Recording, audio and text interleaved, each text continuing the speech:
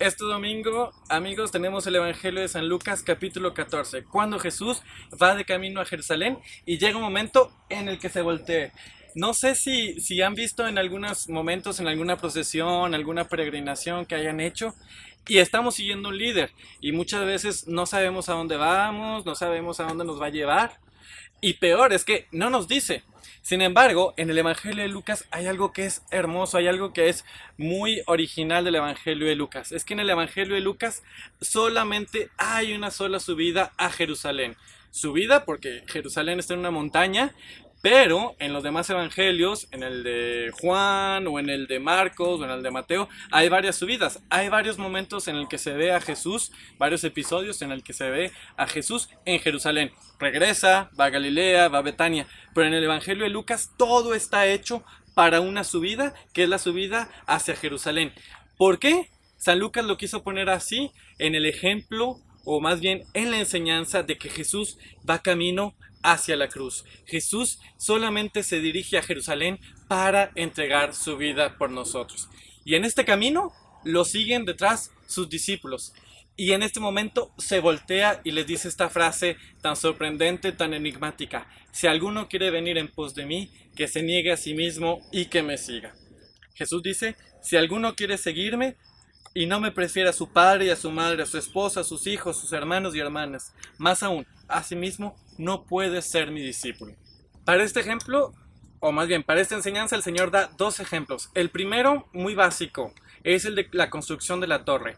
No sé si le han preguntado a un arquitecto. De hecho, es parte esencial del trabajo del arquitecto, saber calcular los costos. Hay arquitectos que solamente se especializan en costos, solamente están calculando cuánto va a costar una torre, porque no se puede construir, no se puede ser arquitecto si nada más empieza un proyecto y no se termina. Y así en nuestra vida hay demasiados proyectos que iniciamos, que una carrera, que tal vez algún estudio, algún programa que queramos estudiar.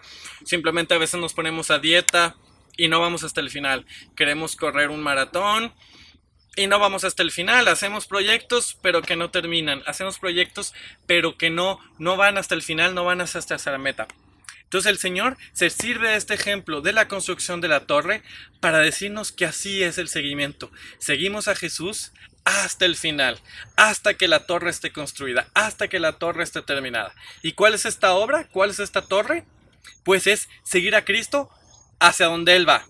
¿A dónde va? Como les decía, Él va a Jerusalén. Él va a entregar su vida por nosotros. Él va a encontrarse con su Padre y a través del misterio de la cruz salvarnos. Este es el gran ejemplo que dice el Señor. El otro ejemplo que da Jesús es el de la guerra. ¿Quién se pone primero a calcular si tengo suficientes soldados, si tengo suficientes batallón para ir a combatir a aquel que viene a hacer la guerra contra mí? Antes de responder a la guerra, tengo que sentarme y ver la estrategia. La guerra, aunque cause tantos y tantos desgracias, también es un arte. Tal vez no nos gusta hablar de la guerra, vamos a poner un ejemplo más sencillo, el del fútbol. Un coach, un entrenador, tiene que saber cómo va a atacar al equipo contrario. Que los delanteros de este lado, que el portero va a tener que hacer tales estrategias, que los defensas, etcétera, etcétera. Y esa estrategia, el hecho de sentarse y calcular, es parte de la inteligencia humana. El Señor nos pide también que al seguirlo tengamos esta cierta estrategia para seguirlo a Él, es decir, cómo vamos a seguirlo. Y eso depende muchas veces de sentarnos y hacer este cálculo bien interesante, este cálculo que nos hace ir hasta el final. Así pues, el Señor se sirve de estos dos ejemplos, el de la construcción de la torre y el de la estrategia militar, para decirnos que el que no renuncia a sí mismo para seguirlo no puede ser su discípulo. Tenemos que renunciar, es decir, negarnos, no ponernos en primer lugar, no estar al centro de todo de una manera egoísta, de una manera egocéntrica, y poner en el centro de nuestra vida, en el centro de nuestra existencia, a Jesús. Esto es el verdadero discipulado. El verdadero discípulo de Jesús es el que sigue a Jesús. No se pone en el centro, seguimos a aquel que va al comienzo del camino. No debemos de tener miedo en alguna vocación o simplemente en la vocación de la vida cristiana, puesto que el que va al frente es Jesús. Él es el que nos indica el camino, Él es el que hace que construyamos bien nuestra torre, yendo hasta el final, el que nos hace entrar en esta estrategia militar o en esta estrategia del deporte, en el deporte de equipo, para poder seguirlo a Él. Bien, que el Señor te bendiga, que tengas una excelente semana.